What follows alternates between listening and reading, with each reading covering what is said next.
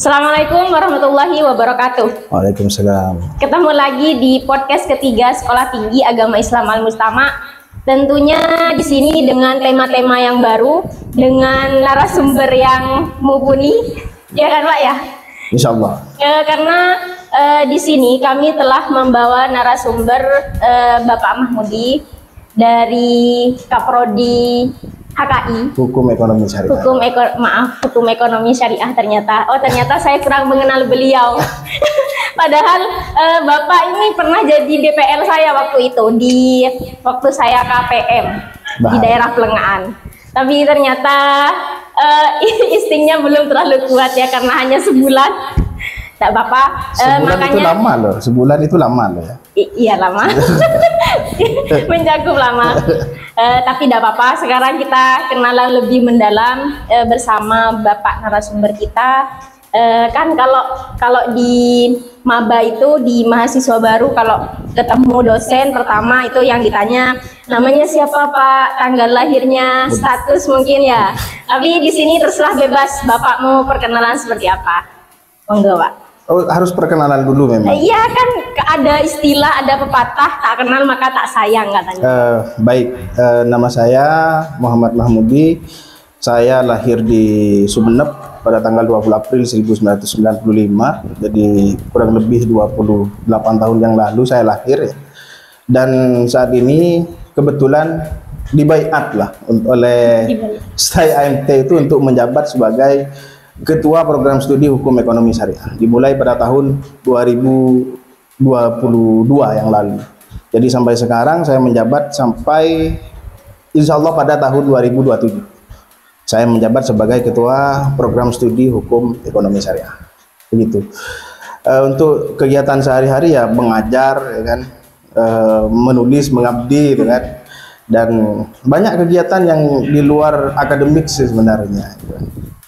Ya mungkin hanya itu ya perkenalannya ya, nggak usah banyak-banyak ya.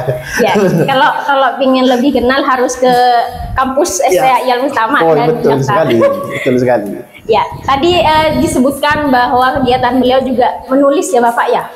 Ya kadang-kadang lah menulis ya. Menulis berarti Bapak punya hasil karya tulis. Nah, cocok untuk tema kita sekarang yakni cara publis artikel jurnal. Cara publis. Iya Bapak, cara publis artikel jurnal itu kan sangat penting ya untuk mahasiswa yang apalagi yang baru mau masuk ke kampus, itu bekal yang sangat diperlukan lah istilahnya. Jadi kalau boleh tahu karya-karya apa saja Bapak yang sudah diterbitkan?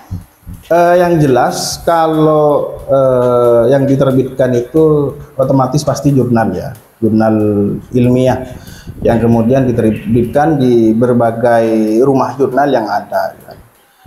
Kurang lebih kalau sekarang saya masih sedikit, masih ada 9 jurnal yang sudah terpublish kayaknya di Google Scholar saya itu kayaknya. Dan yang sudah disitasi itu ada sekitar 9 ya, 9 kali citasi. Masih sedikit, masih pemula saya, masih pemula. Cuman kita sama-sama belajar lah, ayo bagaimana caranya kemudian mengimplementasikan ilmu yang ada gitu ya. Terkait dengan penulisan karya tulis ilmiah berupa jurnal, buku dan lain sebagainya, kita sama-sama masih belajar. Begitu. Sama-sama belajar ya. masih belajar. Ya kalau caranya itu bagaimana cara publis artikel ke jurnal itu gimana Pak? Cara publis artikel ke jurnal. Jadi yang pertama yang harus disiapkan oleh teman-teman mahasiswa itu adalah mahasiswa dan dosen ya, karena jurnal itu sebenarnya adalah penunjang daripada kepangkatan baik dari dosen ataupun mahasiswa enggak. Mahasiswa hanya sebatas karya ilmiah atau tugas yang kemudian outputnya, nilainya adalah berupa sebuah penghargaan apresiasi terkait dengan karya tulis. Cuman kalau dosen itu bukan hanya dosen di STAI Al-Mustama ya, tapi dosen seluruh dunia mungkin itu diwajibkan untuk menulis jurnal setiap per semesternya. Itu minimal 1 kali menulis jurnal ilmiah 1 semester ya. Karena kita wajib kan itu, Pak? Itu wajib karena itu adalah berdasarkan kenaikan kepangkatan nanti. Jadi ada jabatan fungsional maksudnya, ada asisten ahli. Kalau saya kan masih asisten ahli. Nanti naik ke lektor itu harus nulis lagi nulis lagi dan lain sebagainya. Itu kumnya dihitung nanti. Ada kredit namanya. Kredit yang ya angka kredit yang kemudian dihitung untuk kemudian menghitung jumlah kredit sehingga kita bisa naik jabatan fungsional. Itu nantinya ke lektor misalnya, lektor kepala dan terakhir mungkin profesor gitu, bisa. Berarti bukan cuma di bank yang ada kredit. Bukan. Di penulisan juga ada kredit ya Pak ya. Ada yang kredit. Beda. Ya, terus Bapak itu kalau misalnya persyaratan apa saja yang harus dimupuni untuk menerbitkan sebuah artikel gitu Bapak? Oh ya, syarat utama apa saja yang harus dimupuni untuk menerbitkan sebuah artikel? Dipenuhi. Ya, dipenuhi. Iya. Yang pertama artikelnya harus ada dulu. kalau nggak ada artikelnya kan repot. Terkait dengan itu maka kita harus membuka cakrawala berpikir kita itu seperti apa.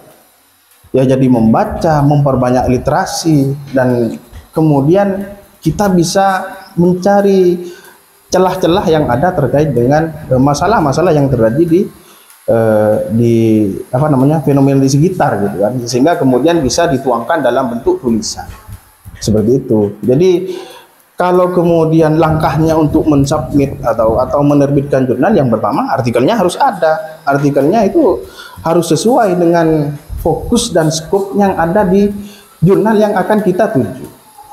Ya kan? Jadi kan kalau di Stay Al-Mujtama itu kan ada 5 jurusan ya. Ada ilmu Al-Quran tafsir, apa lagi? Hukum ekonomi syariah, HKI, PIAUD dan TP. Jadi masing-masing mahasiswa ataupun dosen itu menerbitkan jurnalnya harus sesuai dengan kepakarannya itu di prodi itu. Kalau misal saya hukum, ya terbitnya di hukum. Tidak boleh saya kemudian, ya boleh-boleh saja, tapi kalau saya mampu gitu kan, bisa saja menerbitkan di ilmu Al-Quran dan tafsir. Cuman kalau saya sendiri masih belum mampu gitu. Kalau dari hukum kemudian ke ilmu Al-Quran dan tafsir, seperti itu. Jadi langkahnya pertama, jurnalnya itu harus ada. Jurnalnya harus ada. Artikelnya harus ada. Nanti kalau kemudian untuk mencari rumah jurnal itu banyak, gampang.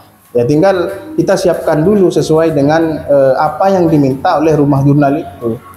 Gitu kan. Kalau sekarang kan jurnal terbuka, open access itu, open journal system. Jadi kita bisa mengakses dari manapun itu terkait dengan jurnal yang ada di dunia ini bahkan. Seperti itu mungkin ya. Oh iya. Lah untuk membuat suatu karya tulis itu kan Bapak mestinya harus ada pemikiran, ide gitu Bapak. Ide. Terus menurut Bapak itu langkah-langkah yang harus langkah-langkah yang harus ada lah untuk menentukan suatu topik yang menarik sama yang relevan, yang nyambung itu gimana Pak? Topik itu tentunya perlu. Topik itu kan menjadi landasan yang paling awal sebenarnya dalam hal menentukan sebuah tema penelitian atau tema jurnal yang akan kita angkat itu seperti apa. Yang jelas pemilihan topik itu harus kalau sebisa mungkin itu yang terkini itu kan, yang fenomena yang terjadi pada saat ini gitu kan. Mengikuti tren yang sekarang itu apa yang dipersoalkan, yang dibumingkan itu sedang apa? Viral gitu ya. Atau yang viral ya, atau FYP. Apa sekarang gitu kan. Kalau misal saya di hukum kan ada kemarin itu yang viral terkait dengan penolakan PP nomor 28 kalau nggak salah tahun 2024 itu terkait dengan pelaksanaan Undang-Undang nomor 17 tahun 2023 itu terkait dengan Undang-Undang Kesehatan itu seperti apa kok ada penolakan di mana-mana misal. Kok kemudian ada bahasa pemberian alat kontrasepsi bagi pelajar dan lain sebagainya. Itu seperti apa sebenarnya implementasinya, itu harus dikaji dulu. Jadi di dalam sebuah topik itu kita analisis kecil lah gitu kan. Apa saja yang kemudian ini menjadi tema menarik untuk kita kaji di jurnal yang akan kita tulis. Semisal kalau di IKT terkait dengan hermeneutika dan lain sebagainya kan bisa kita kaji dulu kecil-kecil gitu kan. Dibuat metodenya dulu kecil-kecil gitu kan. riset kecil lah kita itu, sehingga kemudian dikumpulkan dan menjadi sebuah topik. Belum kepada isi jurnal ya, masih di topik ini kan, topik yang akan kita bahas gitu.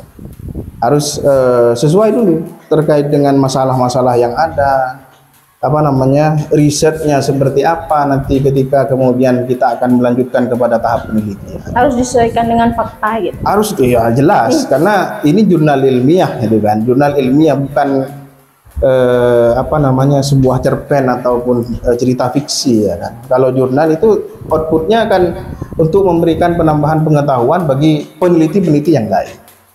Jadi harus benar-benar real, benar-benar tidak ada satupun yang ditambah atau yang dikurangi gitu, terkait dengan permasalahan yang ada.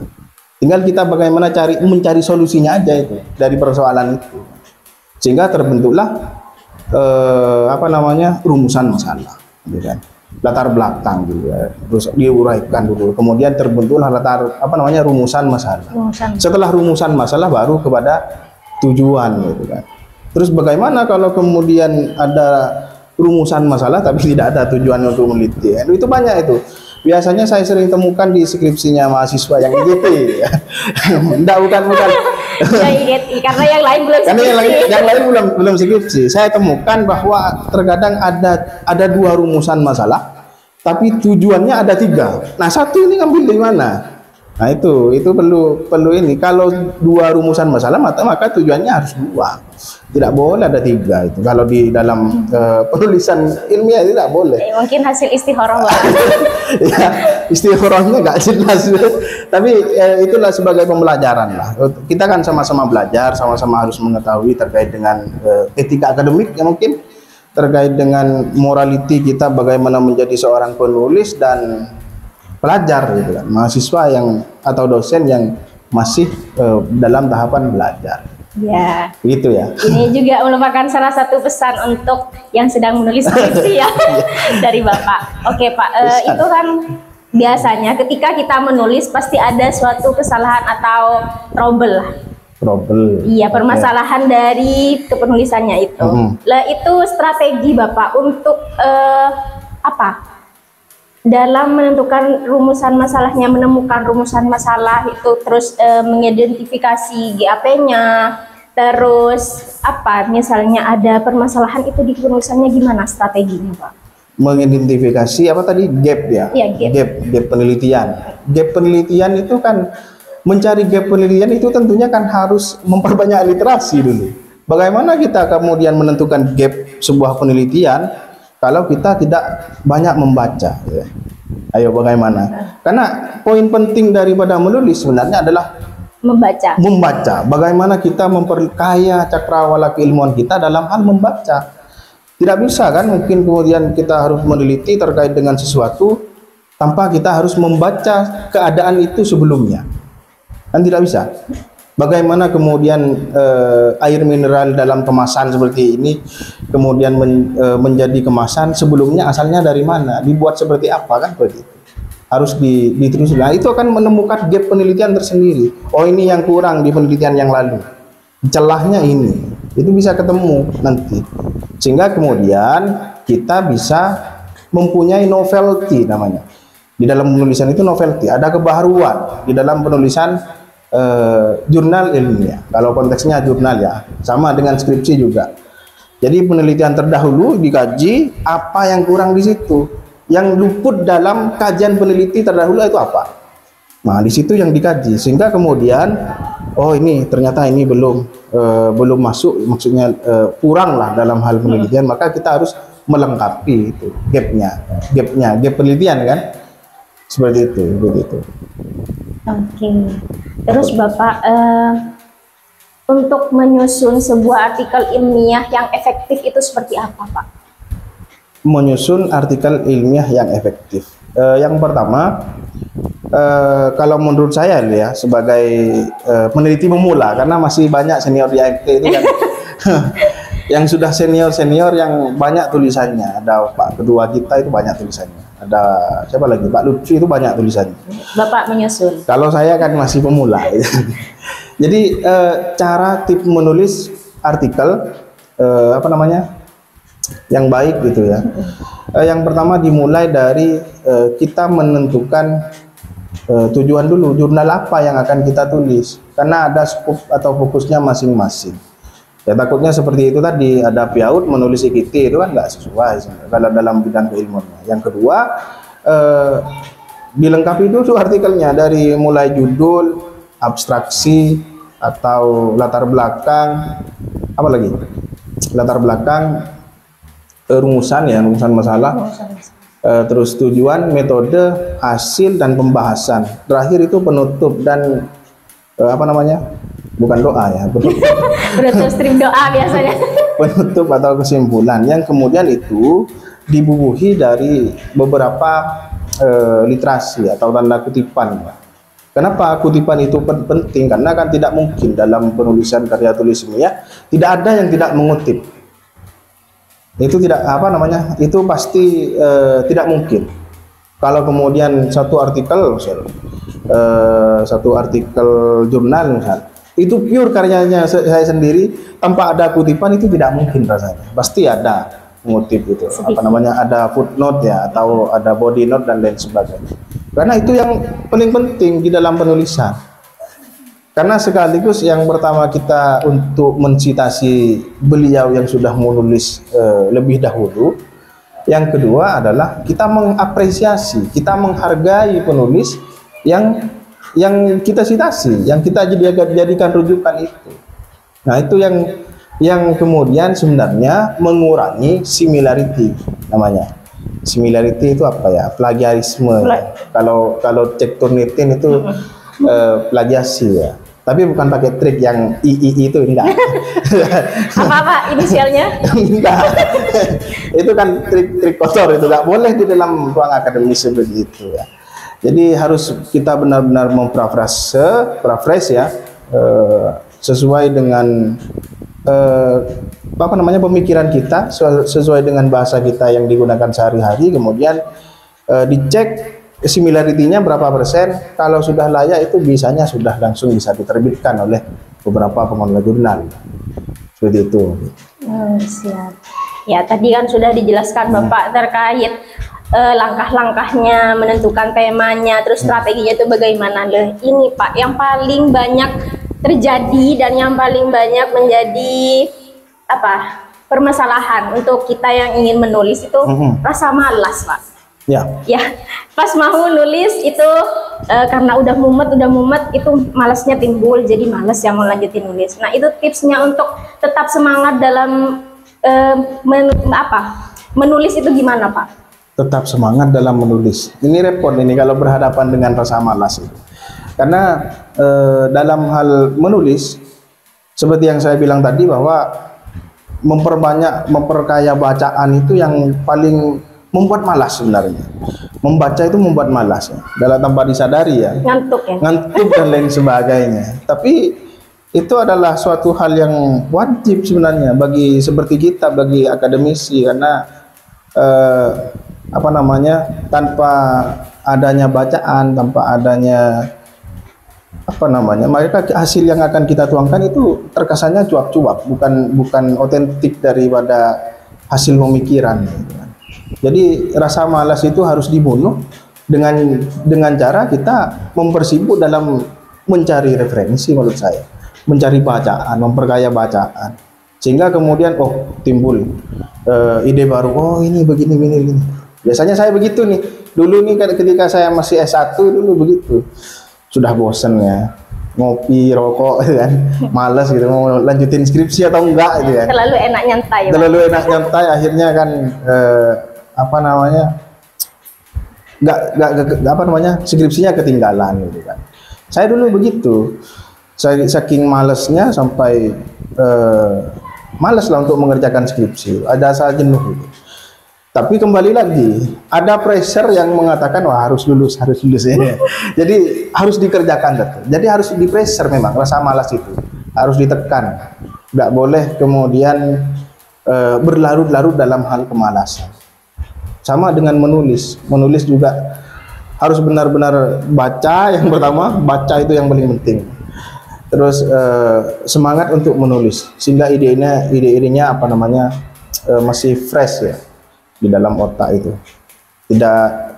Tidak apa namanya, tidak kaku dalam hal menulis. Jadi kuncinya cuma dua ya Pak, membaca sama tidak malas. Membaca sama tidak malas itu poinnya sudah itu. Poin terpenting. Poin terpentingnya itu. Baik Bapak, ini yang terakhir tips mungkin dari Bapak untuk kita bagaimana untuk lebih baik dalam kepenulisan. Ya, gini, kepenulisan apa ini dulu? Artikel ilmiah. Artikel ilmiah berupa jurnal.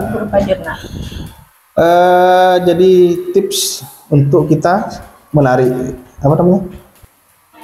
Oke, ini yang terakhir nih Pak. Tips untuk merevisi dan menyempurnakan sebuah jurnal gitu Pak. Gimana? Merevisi dan menyempurnakan sebuah jurnal. Dari segi bahasa dan formatnya. Dari segi bahasa dan formatnya. Jadi sebenarnya teman-teman, saya sarankan untuk ketika artikelnya sudah jadi, jurnalnya sudah jadi, maka saya sarankan untuk cek Turnitin, karena itu yang paling penting, karena nanti ketahuan tingkat plagiasinya jurnal kita, artikel kita itu berapa sih, gitu kan? Misal 40%, gitu kan? 60% dan lain sebagainya. Artinya kita bisa memparafrase mengubah kata-katanya sehingga kemudian ketika dicek lagi di Turnitin itu bisa 20%. Itu standar minimal ya. Standar minimal jurnal itu ada yang 30%, ada yang 25%, ada yang 20%. Tergantung reputasi jurnal itu. Perlu diketahui bahwa teman-teman di Indonesia itu ada tingkatan akreditasi jurnal. Yang pertama ada Sinta 6, itu yang paling bawah. Berapa Pak? Sinta 6? Sinta 6 itu yang paling bawah. Yang paling bawah Sinta 5, Sinta 4 sampai Sinta 3, Sinta 2, Sinta 1. Itu Sinta 1 biasanya sudah terindeks Scopus ya, atau jurnal internasional. Dan yang paling rendah di bawah itu adalah jurnal nasional ber-ISSN saja, tidak ada tidak ada akreditasinya biasanya. Nah, itu penting juga untuk kemudian mengangkat reputasinya seorang penulis jurnal. Kalau semakin tinggi tingkat Sinta yang kita terbitkan, misalnya jurnal yang terbitkan di akreditasi jurnal yang paling tinggi sebenarnya Sinta 1, maka PUM atau kredit itu oleh dosen ya biasanya itu makin tinggi yang didapat. Cuman perlu diketahui teman-teman, ini kan Mbak Muna sudah selesai ya, Mbak Muna ya sudah selesai proses revisi. Proses revisi, sayang sekali. Jadi Bapak Ketua kita, Bapak Rektor kita itu kemarin itu kalau nggak salah membuat SK. Nggak tahu apa sudah disosialisasikan atau belum di teman-teman ini. Belum kayaknya. SK-nya kalau nggak salah nomor 128 ya, bulan yang kemarin ini tahun 2024, terkait dengan alternatif penyelesaian tugas akhir. Jadi ada opsi di situ memilih mengerjakan skripsi ataupun jurnal ilmiah. Jadi sebenarnya kayaknya lebih gampang ya, tapi minimal Sinta 4 kalau nggak salah itu jurnalnya yang harus diterbitkan. Baru kita bebas tidak melakukan atau mengerjakan skripsi. Jadi teman-teman yang di depan-depan ini calon-calon berkesempatan untuk menulis jurnal minimal Sinta 4. Iya. Nggak tahu belum disosialisasikan atau belum itu SK-nya, tapi sudah ada. Jadi nanti kedepannya teman-teman tidak perlu capek-capek revisian dan lain sebagainya ya, tinggal memberitahukan bahwa saya sudah publish di jurnal Sinta 4 Pak. Iya. Sudah aman skripsi, tapi masih tetap disidangkan gitu ya nanti ya, dipertanggungjawabkan gitu. Ya begitu. Harus disidangkan juga Pak. Ya jelas lah Mas. Jelas harus disidangkan. Cuman mungkin dari segi keribetan ya dalam tanda kutip mungkin tidak seribet skripsi ataupun lebih ribet ya, masih belum tergantung orangnya.